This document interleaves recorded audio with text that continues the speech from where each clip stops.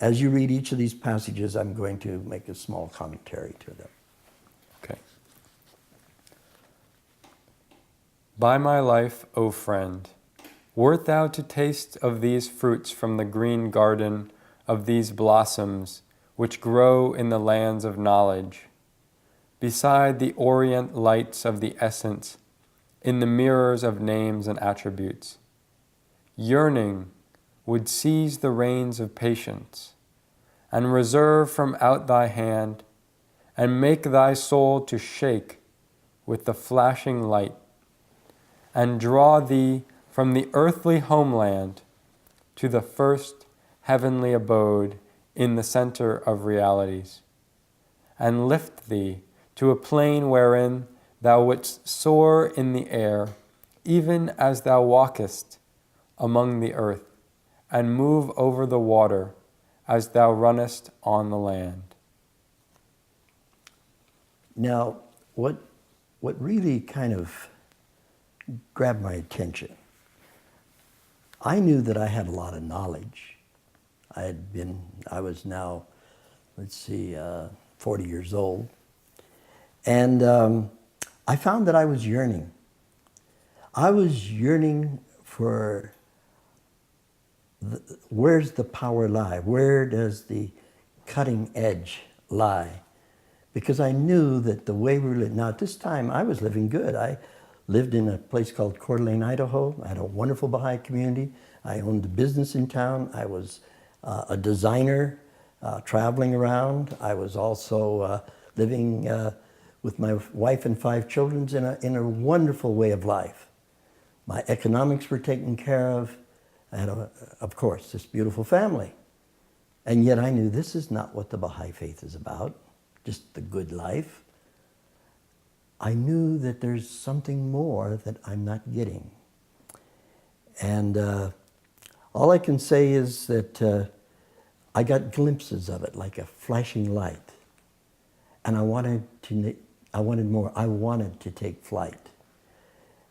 After many years, I can suggest it's something like this. When we're driving on the ground with a car, we have stop signs and street lamps and everything to guide us along the way. We know we stay on the pavement, stay on the road. And when we come to a stop sign, we stop. And when we get a green light, we go. And we get a yellow light, we speed up before the light turns red. I mean, we all know how we do these things. But if you have an airplane and try to go, say, downtown Chapel Hill with it, you'll find it's very awkward. It doesn't work well on a highway or on the road normally. But if you take that same airplane and take it to the airport, first of all, in the car, the faster you go, the more in danger you are. Whereas when you're in an airplane and you're on a short runway, the faster you go, the better chance that something wonderful occurs. An invisible force lifts you up and you find yourself in space. No stop signs, no red lights. You have to operate on a different level of understanding to navigate into this new dimension. It's interesting, Baha'u'llah is referring to something before the age of flight that today, I believe, makes a beautiful analogy.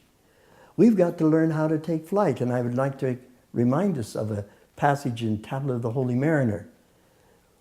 O mariner, teach them that are within the ark what we taught thee behind the mystic veil, that haply you may not tarry in the sacred snow-white spot, but take flight in the spirit. Now, I knew that passage, but this suddenly joined the two things together.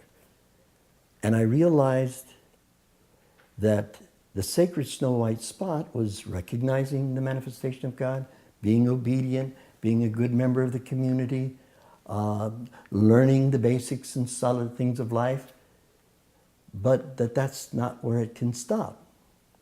And I think many of us have found ourselves thinking we've arrived, that this is what it means to be a Baha'i. And I began to realize this is just the beginning of the journey. We have to take flight and go to the first heavenly abode. And then we find out later Baha'u'llah refers to there are 4 heavenly abodes. And this is the first.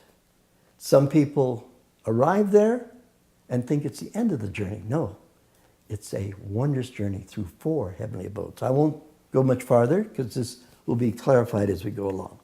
Would you read the next one?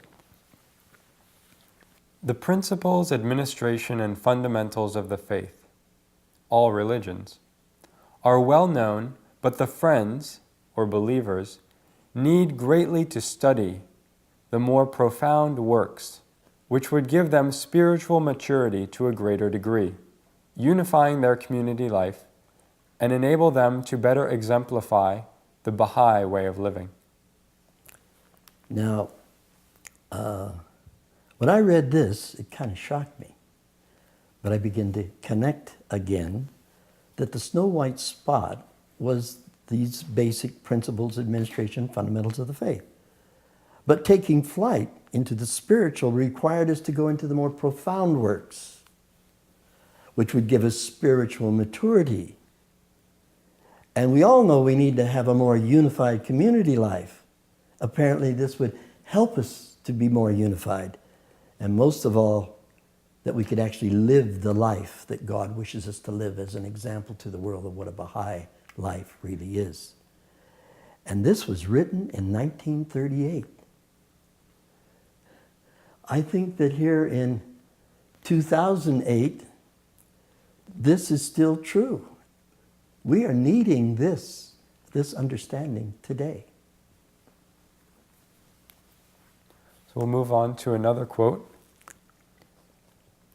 God's greatest gift to man is that of intellect, or understanding.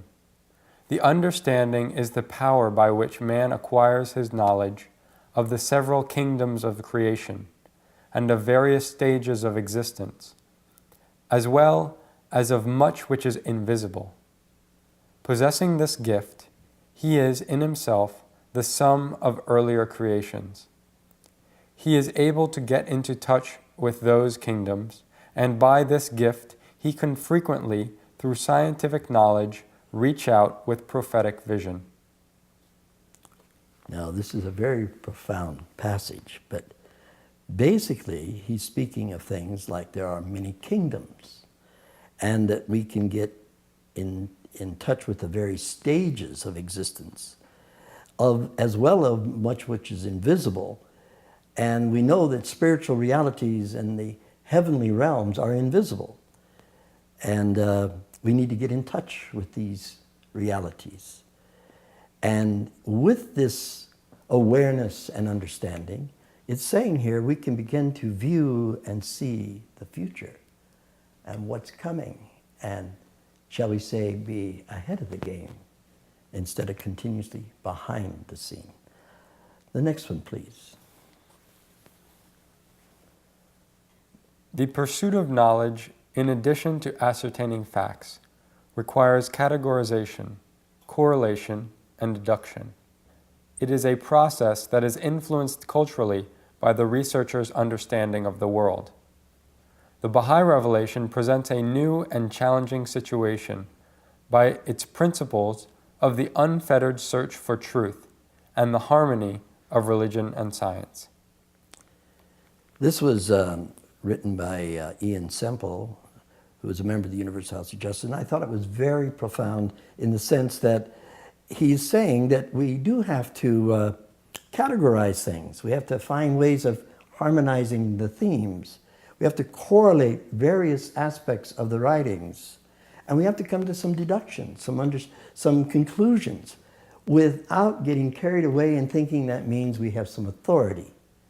But this unfettered search for truth is open for all of us Baha'is to find new and fascinating understandings that give vitality to our own personal lives.